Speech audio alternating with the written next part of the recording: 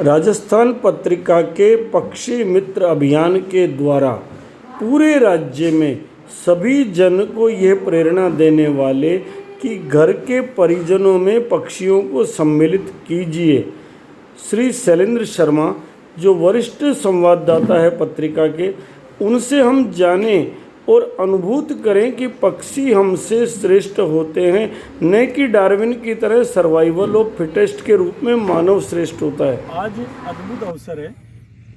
माँ महालक्ष्मी की नींव आज यहाँ रखी गई है, गोबर की विशाल महालक्ष्मी के मंदिर की।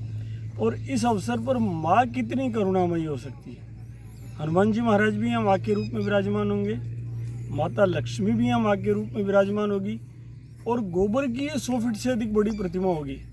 उसी स्थान पर हम खड़े हैं जहाँ ये मंदिर बनने जा रहा है। आप कल्पना कीजिए माँ बच्चे के लिए कितनी करुणामय हो सकती है। यहीं पर एक वृक्ष पर जो घोंसले सुंदर माँ ने बना रखे हैं अपने बच्चों के लिए, हम भाई साहब शैलेंद्र जी जो हमें बहुत ही अनुग्रह के साथ संभाल रहे हैं, उनको ये भेंट करते हुए आपको बताना चाहेंगे कि आप देखो किस प्रकार एक बया पक्षी जो है माँ है, वो अपने घर में नन्हा बालक आएगा इसकी तैयारी करती है पहले। इसीलिए तो शास्त्रों ने कहा अपि स्वर्णमयी लंका मेन लक्ष्मण रोचते जननी जन्म भूमिश्च स्वर्गादपि गरीयसी। माँ और मातृभूमि स्वर्ग से भी बड़ी इसलिए कि बच्चा जब गर्भ में आता है उससे पहले, क्योंकि ये माँ किसी को 1000 रुपया नहीं दे सकती, कोई कारीगर नहीं लगा सकती, कोई मजदूर नहीं लगा सकती, कोई सीमेंट नहीं ला सकती, कोई ईंट नहीं ला सकती, लेकिन ये माँ हम जब यात्रा पर जाते हैं तो सगुन विचार करके हमें शुभ शकुन का संकेत देती है। जब घर में संतान आती है उससे पहले आप देखो कितने किलोमीटर से माँ तिनके लेके आई होगी। आप देखो ये शिव जी के हाथ में कितना सुंदर घोंसला है, ये आप देखना, इससे सुंदर कोई घर बन सकता है? हमारे यहाँ हमने यदि 10 मंजिल का कोई फ्लैट बनाए, इससे भी महंगा फ्लैट है ये जो इस माँ ने बनाया। और ये जो नीचे गिर जाता है, इस फ्लैट का सबसे बड़ा उपयोग ये कि इस नीचे गिरे हुए को ऊपर वाले में तो बच्चा देगी, नीचे जो गिर जाता है उसमें नीचे गिरे हुए को यदि हमने घर पे लगाकर दाना रख दिया तो बड़े सहज भाव से पक्षी आकर बैठते हैं। और हमारा घमंड भी टूट जाता है कि केवल मकान हम ही बना सकते हैं, ये पक्षी भी बना सकते हैं। भाई साहब आपको ये गिफ्ट कैसी लग रही है? आप देख करके हमें बताएं कि गिफ्ट है कैसी, अद्भुत है, अच्छी है, या वैसे ही पक्षियों का परिश्रम है? नहीं, ये तो अद्भुत है। जिस प्रकार से आप देख सकते हैं कि ये छोटे छोटे तिनके जिस तरह से बनाए हैं, पूरी जो सीक्वेंस है, एक बड़े बड़े जो इंजीनियर होते हैं, जो कि आर्किटेक्चर जो होते हैं बड़े बड़े, वो जब नाप लेते हैं ये बिना नाप के, और इतने जिस छोटे छोटे दाने जो इन्होंने ये धागे हैं, और किस तरह से इसके अंदर जो गहराई है आप देख सकते हैं, इसके अंदर गहराई है कि आराम से कुछ अंडे रख सकते हैं। इसकी आकृति, फिर इसकी इतना वजन के इसने खुद का वजन और अंडों का वजन किस तरह से रख सकते हैं, ये काफ़ी अद्भुत है और एक चमत्कार है। आप ये देखो यहाँ आपको ऐसे तिनके नहीं दिखेंगे कहीं भी। तो ये जो छोटी सी चिड़िया इतनी दूर से लेकर आ रही है तिनके, क्या लगता नहीं कि हमारे फ्लैट से महंगा है जो हम बनाते हैं, या मकान से महंगा है, या जो ये शिवजी बनाते हैं बिल्डिंग? शिवजी आपको लगता है कि आपका उद्यम बड़ा है या इस भैया का बड़ा है? बड़ा तो इसी का है, एक तिनके से करके एक महल ही बना दिया उसने, उसके लिए तो महल ही है। कितना सुंदर आप बना सकते बच्चे हो। देने के लिए इसने बना रखा है। ये केवल और केवल क्यों बनाया उसने, आपको लगता है? ये अपनी सुरक्षा के लिए बनाते हैं। ये वाला है जो, ये तो सीधा बैठने के लिए हवा में, देखो बच्चे देते हैं ना तब बनाते हैं ऐसा घर, नीचे अंदर घर बनाते हैं इसके बच्चे देने के लिए, और सीधा बैठना होता है तो ये सीधी डंडी बना देते हैं नीचे। आप देखो पक्षियों में भी कारीगर है, पक्षियों में भी निर्माण करने वाले वास्तुशास्त्री है। जिस प्रकार हम सुनते हैं ना मानस के अंदर कि गरुड़ जी जब भगवान शंकर के पास गए तो शंकर भगवान ने कहा तुम्हें रामचरित सुननी है गरुड़ तो काकभूषुंडी जी के पास जाओ। ये भारत की संस्कृति है जो बताती है कि खग जाने खगई की भाषा की, जाओ काकभूषुंडी के पास जाकर वहाँ कव्वे जहाँ रामचरितमानस करते हो, जहाँ गजेंद्र भगवान की वंदना करते हो, वहाँ की भैया कितनी सुंदर है कि वो माँ बन करके अपने बच्चों के लिए कितनी तैयारी कर रही है। इसी प्रकार आपको लगता है महालक्ष्मी का जो मंदिर बना रहे हो, आपको कैसा लग रहा है भाई साहब? ये ऐसे ही करेगी हमारे लिए? वो भी एक माई है, हम सबके लिए उसकी संतान ही है, और क्या वो अपने लिए सुरक्षा वही करेगी, माई करेगी। हमारे पास गाय के लिए कविताएं लिखने वाले महेश भी है। महेश तेरे को कैसा लग रहा है? बहुत सुंदर प्रकल्प है। हमें कई बार जीवन में ऐसी चीज़ें देखने को नहीं मिलती है। हम नियोजित होकर काम करना चाहते हैं, लेकिन नियोजन पक्षी का नियोजन जब हम देख रहे हैं तो हमें हमारा नियोजन पीछे लग रहा है। सही बात है आपको कैसा लग रहा है? सर, ये देख के बहुत अच्छा लग रहा है। हम अपने घरों में आज से शुरुआत करेंगे, जो हमारा सौभाग्य भी है कि भाई साहब शैलेंद्र जी कर रहे हैं शुरुआत, कि इस पर आकर के कोई पक्षी को दाना रखे, भोजन को जीवन बनाने का साधन करने जा रहे हैं। 4 गज से रखने से 50 पक्षी यदि आकर भोजन करते हैं तो हमारा भोजन जीवन बन जाएगा। आपको भाई साहब ढेर सारी बधाई शैलेंद्र जी भाई साहब, और भगवान करे आपकी तरह हर घर के बाहर ऐसे ही बया पक्षी के घोंसले विराजमान हो, लेकिन वो डाल से तोड़े नहीं। अपने काम के लिए जो नीचे गिर गया, जो पक्षी ने उपयोग ले लिया, उसके बाद जो गिरा हुआ उसे लगाएं। बोले जगत जननी गौ माता की जय हो। बोले भाई साहब शैलेंद्र जी के यहाँ जो बया पक्षी का घोंसला आज भेंट किया और उसकी एक चर्चा की, उसका एक बहुत बड़ा कारण है। हमारे पूर्वज पक्षियों से वार्तालाप करते थे, पशुओं से वार्तालाप करते थे, प्राणी मात्र से वार्तालाप करते थे। केवल वार्तालाप ही नहीं करते थे, उनसे सीखते थे। आप देखिए, इसीलिए तो हंसासन, बकासन, गरुड़ासन, योग की शिक्षा पक्षियों से हमारे पूर्वजों ने ली। मानस पाठ जिस समय काक भुसुंडी गरुड़ जी को सुना रहे, उससे हमारे पूर्वजों ने सुना और सुनकर के उसे लिपिबद्ध किया। ऐसे ही घर में मोर कब बोल रहा है, किस आवाज में बोल रहा है, मोर की किस आवाज से बरसात आएगी, कौन सी आवाज दुखद होगी, ये सारी पहचान वो करते थे। हमारे पूर्वज नित्य सुबह उठते ही कबूतर को दाना देते थे, नित्य सुबह उठते ही कौवे को भोजन कराते थे, चिड़िया को भोजन कराते थे। मीठे दाने तैयार करके यदि मंगल दूषित है तो पक्षियों को खिलाते थे। ग्रहों के उपचार के लिए शनि दूषित है तो कौवे को भोजन बताते थे। ये सब क्यों बताते थे? ताकि हमारा नित्य व्यवहार पक्षियों के साथ रहे और इन योग्य ऋषियों से हम बहुत कुछ सीख पाए।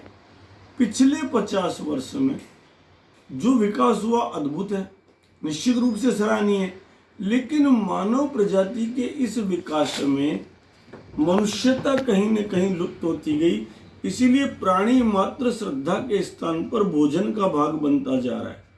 और इतना ही नहीं, वृक्षों के साथ भी अन्याय ये हो रहा है कि यदि इंडियन फॉरेस्ट एक्ट बनने के बाद से ही, जो 1865 में बना, उसके बाद से ही मनुष्य काटे तो सजाए, आम वनवासी काटे तो सजाए, उसका चार्म खत्म हो गया वृक्षों के प्रति। और बड़ी बड़ी कंपनियां काटे तो मजा है। तभी तो उस जमाने में हमारे यहाँ से टेम्स नदी के किनारे सजे सागवान से, और आज विल सिगरेट बनाने के लिए करोड़ों पेड़ कट रहे हैं। जितने पेड़ कट रहे हैं उतने ही पक्षी वहाँ से गायब हो रहे हैं। इसलिए इन पक्षियों की वार्ता सुनना, इन पक्षियों को अपने घर में स्थान देना, इन पक्षियों को अपने जीवन में स्थान देना, घर के बाहर पेड़ लगाना, ये भी भगवान की सेवा है। और इनके गुणों को देखना कि हम तो पता नहीं कैसे महल बना रहे हैं। अब देखिए, जहाँ भूकंप आता है वहाँ भूकंप नुकसान नहीं करता है, बल्कि आधुनिक शैली के मकान नुकसान करते हैं।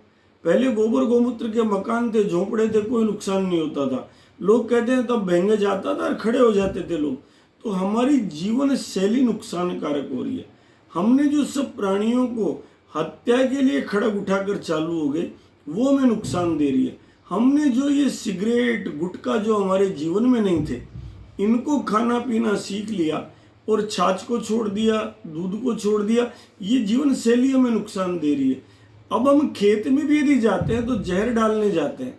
खेत का बैठा प्राणी भी घबराता है कि अब ये गोबर गोमूत्र नहीं डालेंगे, बल्कि यूरिया डीएपी डाल के नष्ट कर देंगे प्राणी मात्र को।